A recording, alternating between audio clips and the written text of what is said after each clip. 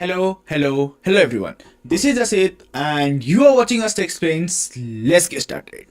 जैसे कि आपको पता होगा मिडिल ईस्ट और ईरान जो कि आज के दिन जिस लोकेशन पे वहाँ पे आज के दिन एक मेजर डिस्टरबेंस या मेजर एक वॉर जब चल रहा है तो आज के दिन ये देखने को मिल रहा है कि जहाँ हमें ये लग रहा था कि यूएस का मेन टारगेट ईरान है या स्ट्रेट ऑफ हॉर्मूज है या ये लग रहा था कि अली खुमनी उसके मेन टारगेट है, पर आज के दिन जब स्ट्रेट ऑफ हॉर्मूज भी ब्लॉक हो गया है या डोनाल्ड ट्रंप ये बोल सकते हैं कि कब स्ट्रेट ऑफ हॉर्मूज को खोलने के बारे में बात कर रहे हैं या कभी ये बोल रहे हैं कि वो स्ट्रेट ऑफ हॉर्मूज को बंद रखेंगे, उसी बीच आज के दिन जो यूएस का जो असली मकसद है यानी कि ये लगा लीजिए कि जब दुनिया ये सोच रहा था कि यूएस और इसराइल तो ईरान को बर्बाद करने में लगे हुए हैं, या ये बोल सकते हैं कि जब दुनिया ये सोच रहा था कि इसराइल तो ये सोच रहा है कि वो ईरान के जितने भी न्यूक्लियर वेपन है उनको डिस्ट्रॉय कर देगा या यूएस ईरान के ऑयल्स के ऊपर कब्जा कर लेगा, पर आज के दिन तो जो मेजर जियोपॉलिटिकल जो गेम चल रहा है वो अभी मैं आपको समझाने का कोशिश करूंगा, जहां आज के दिन ये देखने को मिल रहा है कि जो असली गेम है वो कहीं ना कहीं आज के दिन स्ट्रेट ऑफ मलक्का में शुरू हो गया है। उसके बारे में डिटेल से बात करेंगे कि कौन सा गेम शुरू हो गया है, वो कौन से गेम के बारे में बात कर रहा हूं जो कि आज के दिन जो मेजर जियोपॉलिटिकल गेम का एक पार्ट हो सकता है, उसके बारे में डिटेल से बात करने वाले। और उसके साथ साथ जो हमको ये लग रहा था कि जहां एक तरफ ईरान को मार पड़ रहा है या इजराइल को जीत मिल रहा है, यूएस को जीत मिल रहा है या मिडिल ईस्ट डिस्टर्ब हो रहा है, पर असलियत में आज के दिन हमको ये पता चलने लगा है कि तो असली गेम आज के दिन जो यूएस खेल रहा है वो कहीं ना कहीं चाइना के एग्नेस्ट चल रहा है। वो क्या गेम है उसके बारे में डिटेल से बात करेंगे और चाइना के एग्नेस्ट क्या गेम चल रहा है उसके बारे में भी डिटेल से बात करेंगे। कौन सा एक ऐसा डील साइन हुआ है जो कि आगे जाके चाइना को एक मेजर जियोपॉलिटिकल डिफीट दे सकता है, उसके बारे में डिटेल से बात करेंगे कि ईरान वेनेजुएला के बाद ऐसा कौन सा स्टेप जो यूएस लेने वाला है जो कि आज के दिन जो चाइना का जो गर्दन है उसको आसानी से दबा सकता है, उसके बारे में डिटेल से बात करेंगे। पर उससे पहले अगर आप चैनल पे नए हैं तो वीडियो को लाइक कर दीजिए, चैनल को सब्सक्राइब कर दीजिए, क्योंकि इस चैनल पे मैं से जियोपॉलिटिक्स, डिफेंस और कॉन्फ्लिक्ट के कंटेंट लेके आता रहता हूं। तो चलिए शुरू करते हैं। तो जैसे कि आपको पता होगा डोनाल्ड ट्रंप जो कि किसी भी दिन ये बोल रहे हैं कि वो चाइना के लिए वो स्ट्रेट ऑफ हॉर्मूज को खोल दिए, दुनिया के लिए स्ट्रेट ऑफ हॉर्मूज को खोल दिए, या वो किसी दिन आके ये बोल देते हैं कि ईरान का जो भी उनका गोल था वो कंप्लीट हो गया है, जहां आज के दिन ये देखने को मिल रहा है कि मिडिल ईस्ट में कंप्लीट केओस का मूवमेंट चल रहा है। उसी बीच आज के दिन ये देखने को मिल रहा है कि ये जो मेजर जियोपॉलिटिकल गेम जहां हमको ये देखने के लिए मिलता है कि जनवरी के महीने में 2026 के जनवरी के ही महीने में जहां वेनेजुएला में एक गेम शुरू हो गया था, जहां ईरान यूएस के द्वारा आके वेनेजुएला के जो प्रेसिडेंट है मदुरो को उठा के मतलब उनके देश के पैलेस के ही मतलब अपने प्रेसिडेंशियल पैलेस से ही उठा के अपने यूएस लेके चले जाते हैं, जहां अचानक सब शांत पड़ा हुआ ईरान अगले ही महीने फरवरी के महीने में एक्टिवेट हो जाता है। उसी बीच हमको मेजर जियोपॉलिटिकल जब गेम देखने को मिलता है तब ये पता चलता है कि ये असली गेम कहीं वेनेजुएला और ईरान के एग्नेस्ट नहीं था, बल्कि ये जो मेजर गेम है वो कहीं ना कहीं चाइना के एग्नेस्ट चल रहा था। जैसे कि आपको पता होगा कि जनवरी के महीने में जब इस साल का शुरुआत हुआ था, जनवरी 2 के दिन, आपको याद होगा क्योंकि मुझे याद है क्योंकि मैं जनवरी 2 के दिन आपको बोलने एक वीडियो बनाने वाला था जहां मेरा ये प्लान था कि मैं आपको ये समझाऊं कि इस साल कहां कहां पे कॉन्फ्लिक्ट हो सकता है, जहां पे मैं जिस दिन वीडियो बनाने वाला था उसी दिन ये वेनेजुएला वाला कांड हो गया था, जहां पे आपको याद होगा कि जनवरी 2 के दिन ही यूएस के जो मरीन कमांडोस है वो वेनेजुएला के अंदर घुस के वेनेजुएला के प्रेसिडेंट को उठा के मदुरो को उठा के यूएस लेके मतलब यूएस वापस लेके उनके साथ चले जाते हैं। उसके बाद फरवरी के महीने में ऑल ऑफ ए सडन हमको ये देखने के लिए मिलता है कि ईरान जहां पे अभी तक पूरा शांत माहौल था, जहां अचानक बातचीत भी चल रहा होता है, जहां राउंड्स ऑफ टॉक्स भी हो रहे होते हैं, वहां पे अचानक से डेडलाइन दिया जाता है और अचानक से जिस दिन बातचीत फेल होता है उसके अगले ही दिन हमला कर दिया जाता है ईरान के ऊपर, जहां पे पहला अटैक ईरान के ही जो अली खमनी होते हैं उनके ऊपर हमला होता है। उसके बाद जब आप ये वाला नोटिस करेंगे तो अगर पहले वाला जो अटैक था वो वेनेजुएला के ऊपर होता है, दूसरे वाला ईरान के ऊपर होता है, और उसके बाद अगर आप देखें तो अभी जो जिस जगह पे मतलब यूएस हमला करना चाहता है वो कहीं ना कहीं आज के दिन स्ट्रेट ऑफ मलक्का हो गया। मतलब ये जो वॉर जो कि वेनेजुएला से साउथ अमेरिका से शुरू हुआ था, यानी कि ये लगा लीजिए ये वॉर साउथ अमेरिका से फिर मिडिल ईस्ट में आता है, जहां मिडिल ईस्ट में ईरान फंसता है, उस मिडिल ईस्ट से वो हटके कहीं ना कहीं आज के दिन वो साउथ एशियन कंट्रीज में पहुंच गया। वो कैसे पहुंचा है आपको मैं अभी जो लॉजिक दूंगा, आप कितना मतलब उसमें एग्री करते हैं आप मुझे कमेंट्स में जरूर बताएगा, क्योंकि जैसे कि आपको पता होगा, मैं पहले आपको स्ट्रेट ऑफ मलक्का के बारे में बता देता हूँ। तो स्ट्रेट ऑफ मलक्का ऐसा कौन सा चीज़ है? तो जैसे कि आपको पता होगा, जैसे कि स्ट्रेट ऑफ हॉर्मुज था, जहाँ एक नैरो पैसेज था, जहाँ पे पूरा का पूरा कब्जा ईरान का और ओमान का होता था, मतलब होता है वहां पे। आज के दिन अगर आप स्ट्रेट ऑफ मलक्का पे ध्यान दें, इस इमेज पे जहाँ पे रेड एरो है, उस एरिया पे अगर थोड़ा सा आप देखें, तो ये जो मतलब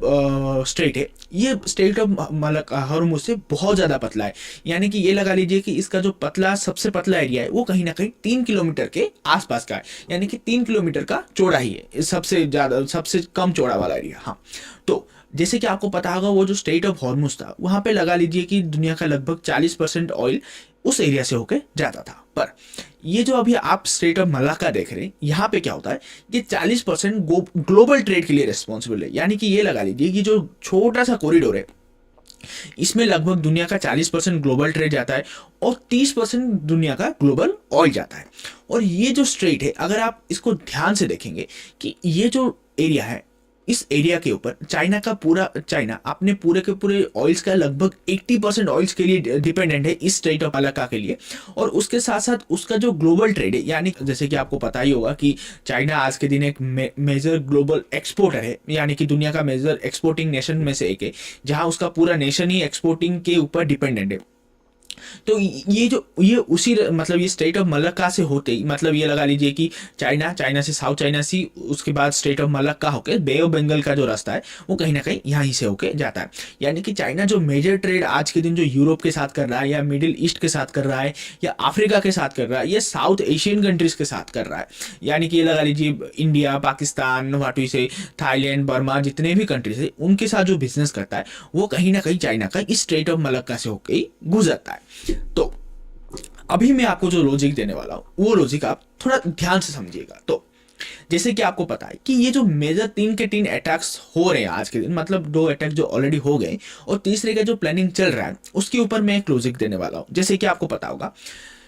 कि वेनेजुएला के ऑयल के ऊपर, वेनेजुएला के जब आपको पता होगा कि जब अटैक होता है, तब डोनाल्ड ट्रंप के द्वारा ये बोला जाता है कि वो वेनेजुएला के जितने भी ऑयल से उसके ऊपर कब्जा करने वाले। तो जैसे कि आपको पता होगा, ये जो दोनों नेशन जिसके ऊपर भी अभी तक हमला हुआ है, जैसे कि वो भले ही वेनेजुएला हो जाए या भले ही ईरान हो जाए, ये दोनों देश के ऊपर अगर आप एक कॉमन फैक्टर नोटिस करोगे, तो ये वो कॉमन फैक्टर एक था कि ये दोनों देश के ऊपर ऑयल, इन देशों के ऑयल के ऊपर सैंक्शन यूएस के द्वारा लगाया गया था। और ये दोनों देश थे जिसके ऊपर और एक कॉमन फैक्टर हम निकाल सकते हैं, वो ये था कि ये दोनों देश दुनिया के किसी भी देश को ऑयल एक्सपोर्ट नहीं करते थे, या ये बोल सकते हैं कि दुनिया का कोई भी देश इन दोनों देश से ऑयल नहीं खरीदता था। वो चाइना ही एक देश था जो कि इन दोनों देश से अपना ऑयल खरीदता था। तो जैसे कि आपको पता होगा, डोनाल्ड ट्रंप जो अपने पिछले कार्यकाल में आए थे, तब वो चाइना के साथ एक, मतलब ये लगा लीजिए कि एक ट्रेड वॉर शुरू कर लिए थे, जिसमें वो काफी हद तक सक्सेसफुल रहे थे, पर इतना सक्सेसफुल नहीं रहे थे। जबकि अभी अगर आप डोनाल्ड ट्रंप का एक चीज अगर नोटिस करें या एक स्ट्रेटेजी नोटिस करें, तो वो ये कर रहे हैं कि जो चाइना क्या करता था, वेनेजुएला से सैंक्शन ऑयल खरीदता था, ईरान से भी वो जो सैंक्शन ऑयल खरीदता था, वो कहीं ना कहीं चाइना बहुत ही कम दर, मतलब प्राइस में खरीद के स्टोर कर लेता था। तो जिससे क्या होता था, उसका जो प्रोडक्शन कॉस्ट है वो कहीं ना कहीं चाइना के लिए, मतलब चाइना के लिए घट जाता था। जिसके लिए क्या होता था कि डोनाल्ड ट्रंप जितना भी टैरिफ लगा दे यूएस के चाइना के ऊपर, चाइना को वो कहीं ना कहीं फर्क नहीं पड़ता था, क्योंकि जितना भी उसके प्रोडक्शन के लिए ऑयल्स यूज हो रहे हैं या फ्यूल्स यूज हो रहे हैं, वो कहीं ना कहीं ये जो ईरान के जो सस्ते ऑयल है या वेनेजुएला के जो सस्ते ऑयल है, उससे वो कहीं ना कहीं कॉम्पेंसेट कर देता था। तो जैसे कि आपको पता है कि अभी तो उन्होंने पहले वेनेजुएला का गर्दन पकड़ लिया, उसके बाद अभी ईरान का भी गर्दन पकड़ लिया। तो उसके बाद अगर अभी वो इसके बाद अगर स्ट्रेट ऑफ मलक्का के ऊपर कब्जा कर लेते, तो कहीं ना कहीं आज के दिन यूएस का एक मेजर जियोपॉलिटिकल गेन हो सकता है, क्योंकि ये जो स्ट्रेट ऑफ मलक्का है, उसमें इस साल ही लगभग लगा लीजिए इस इकोनॉमिक ईयर में लगभग $35 ट्रिलियन का बिजनेस ऑलरेडी हो चुका है। यानी कि ये लगा लीजिए कि चाइना का इकोनॉमी लगभग $20 ट्रिलियन के आसपास है, और इंडिया भी एक मेजर इकोनॉमी है उस रीजन में, मिडिल ईस्ट का भी इकोनॉमी है, और ये लगा लीजिए जितने भी साउथ एशियन कंट्रीज है उनका भी इकोनॉमी उस एरिया के ऊपर डिपेंड करता है। पूरा का पूरा यूरोप का इकोनॉमी भी उस स्टेट के ऊपर डिपेंड करता है। तो लगभग 35 ट्रिलियन अगर उस एक रास्ते से जा रहा है, अगर उस रास्ते पे अगर मतलब यूएस आके कब्जा कर लेता है, या यूएस उसके ऊपर कहीं ना कहीं अगर एक निगरानी रखने का भी सिस्टम लगा लेता है, या ये लगा लीजिए कि अपना भी कुछ ना कुछ अगर मॉनिटरिंग सिस्टम उस जगह पे लगा लेता है, तो कहीं ना कहीं आगे अगर कभी भी क्लैश हो जाता है, क्योंकि जैसे कि आपको याद होगा कि ईरान चाइना आज के दिन जितने भी दुनिया के देश हैं वहाँ पे कहीं ना कहीं एक मिलिट्री बेस खोलने का कोशिश कर रहा है। तो इसी बीच अगर चाइना यूएस को भी अगर यहीं पे कहीं पे बेस मिल जाता है, तो कहीं ना कहीं एक मेजर क्लास पॉइंट पे, या ये लगा लीजिए जब चाइना ताइवान के ऊपर चढ़ाई करने जा रहा होगा, तो कहीं ना कहीं यूएस उसका एडवांटेज उठा सकता है। तो उसी चीज़ को ही आगे बढ़ाते हुए जब इस ईरान यूएस का मतलब इसी चीज़ को ही आगे बढ़ाते हुए जब यूएस और ईरान का एक मेजर कॉन्फ्लिक्ट चल रहा है, उसी बीच इंडोनेशिया के जो डिफेंस मिनिस्टर है वो यूएस के विजिट पे जाते हैं, जहां यूएस और इंडोनेशिया के बीच ऐसा एक डील साइन होता है जो कहीं ना कहीं चाइना को तकलीफ में डाल सकता है। तो वो मेजर डिफेंस डील क्या है? वो मेजर डिफेंस डील ये है कि आज के दिन इंडोनेशिया ने एक साइन हुआ है, उसमें ये बोला जा रहा है कि उसमें एक ऐसा पॉइंट डाला जा रहा है, मतलब वो पैक्ट ऑलरेडी साइन हो गया है, उसमें एक ऐसा पॉइंट डाला जाएगा जहां ये लिखा जाएगा कि ये जो इंडोनेशिया है, इंडोनेशिया का जो एयर व्हाट वी से एयर स्पेस है, उसको आगे जाके कहीं ना कहीं यूएसए बिना कोई रोक टोक यूज कर सकता है। तो ये लगा लीजिए कि अगर इस एरिया पे जहां पे मेरा अभी पॉइंटर है, अगर उस एरिया पे यूएस के फोर्सेस का या यूएस के एयरफोर्स का कहीं ना कहीं अगर प्रेजेंस बढ़ जाता है, और अगर बिना रोक टोक अगर वो यहाँ पे कहीं ना कहीं मूवमेंट कर पाता है, तो जितने भी चाइना के शिप्स यहाँ पे जा रहे होंगे, या चाइना के जितने भी व्हाट वी से गुड्स यहाँ पे जा रहे होंगे, उस पर कहीं ना कहीं यूएस का एक अच्छा खासा नजर रह सकता है, जो कि अगर कॉन्फ्लिक्ट का कोई सिचुएशन आगे जाके बन जाता है, तो कहीं ना कहीं यूएस के लिए एक मेजर एडवांटेज हो सकता है। तो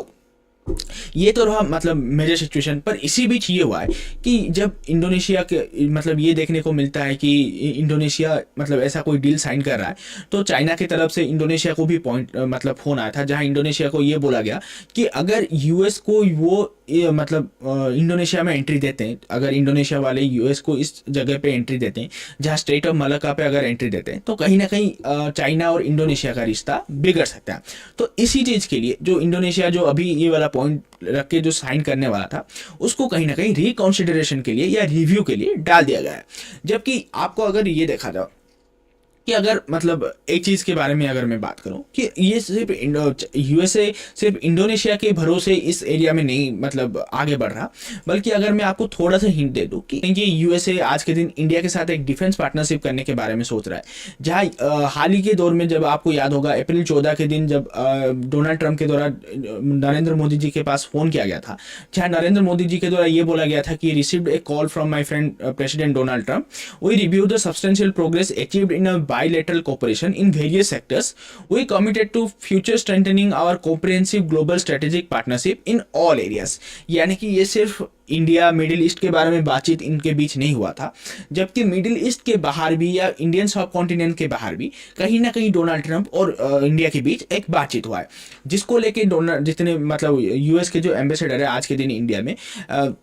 सेर्गियो गोर, जिनको कि डोनाल्ड ट्रंप का एक बहुत ही क्लोज एसोसिएट माना जाता है, उनके द्वारा ये पोस्ट किया गया है कि a very positive and productive call stay tuned. यानी कि जब लास्ट टाइम ये जो स्टे ट्यून्ड वर्ड रखे डोनाल्ड ट्रंप के जो एम्बेसडर है वो जब मतलब लास्ट टाइम जब डाले थे, तब इंडिया और यूएस के बीच जो ट्रेड डील या ट्रेड वॉर चल रहा था उसको अंत करते हुए कहीं ना कहीं एक ट्रेड डील करने के बारे में, एग्रीमेंट के बारे में जिसको अभी तक साइन नहीं हुआ है ऑब्वियसली, उसके बारे में बातचीत या उसके बातचीत उसको मतलब उसको कहीं ना कहीं इंडिया और यूएस एंड स्टेज में लेके आ गए थे। तो अभी ये एक्सपेक्ट किया जा रहा है कि अगर मतलब ये जो मेजर डेवलपमेंट के बारे में बातचीत हो रहा है कि इंडिया यूएस के बीच कुछ हो सकता है, तो दुनिया के हिसाब से ये लगा लीजिए, दुनिया के जितने भी एक्सपर्ट्स हैं उनके हिसाब से ये लगा लीजिए कि भारत का जो अंडमान निकोबार आइलैंड है, जो कि स्टेट ऑफ मलाक्का के बहुत ही पास है, उसमें कहीं ना कहीं आज के दिन इंडिया और यूएस मिलके कुछ ऐसा मतलब व्हाट यू से डेवलपमेंट कर सकते हैं जो कि आगे जाके इस स्टेट ऑफ मलक्का के ऊपर कंट्रोल रखने में, ये चाइना को चेकमेट करने में भारत और यूएस को हेल्प कर सकता है। तो देखते हैं अभी मतलब इंडिया अगर मतलब इस स्टेट ऑफ मलक्का में चाइना को एंट्री देता है, यूएस को एंट्री देता है चाइना का एग्नेस्ट, तो चाइना का क्या रिएक्शन आता है, क्योंकि चाइना ऑलरेडी फिर से इस बार अरुणाचल प्रदेश को भी अपना इंडिया का मतलब एरिया नहीं है बोल के फिर से बोल चुका है ऑलरेडी, जो कि वो मतलब बहुत बार बोलता है, उसका कोई मतलब नहीं है। पर अभी देखना इंटरेस्टिंग होगा कि यूएस के इस मूव पे चाइना का क्या रिएक्शन आता है, क्योंकि चाइना का तो ऑब्वियसली रिएक्शन आएगा। ऐसा नहीं है कि चाइना मतलब जो कि मीडिया गेम में इतना भी पीछे नहीं है कि वो सुनेगा और रह जाएगा भारत की तरह, क्योंकि भारत का तो मीडिया गेम इतना वीक है, मतलब आई डोंट नो, उससे ज़्यादा बहुत अच्छा तो पाकिस्तान का है। मैं इस चीज़ में अप्रिशिएट करूंगा पाकिस्तान का।